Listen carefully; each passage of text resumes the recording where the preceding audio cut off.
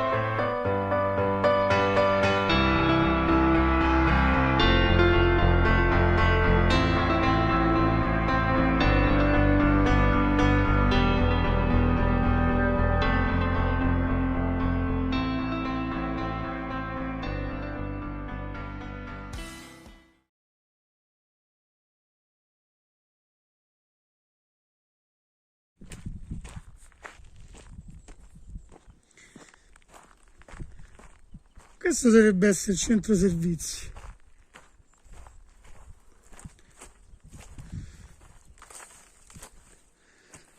Questa qua invece è una mappa che ti fa vedere il territorio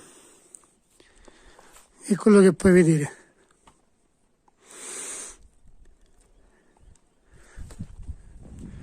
E qui ci sono questi pannelli che ti raccontano il territorio e gli ipogei che puoi andare a vedere.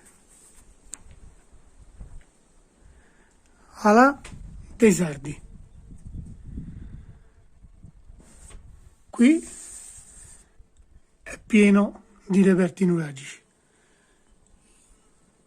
Io mi trovo qui, a Sos Nurattolos, e qui si possono ammirare, al di là del fantastico paesaggio, una fonte nuragica, una capanna con vestibolo che io credo poteva essere anche la capanna dei Rignoni, e un tempietto. Ovviamente di tutto ciò trovi i resti di quello che c'è, però secondo me sono anche ben conservati, visto il luogo dove siamo. E qui c'è stato anche un incendio molto pesante, molti anni fa. Se già non l'ho detto, questo è il centro servizi, che però è chiuso.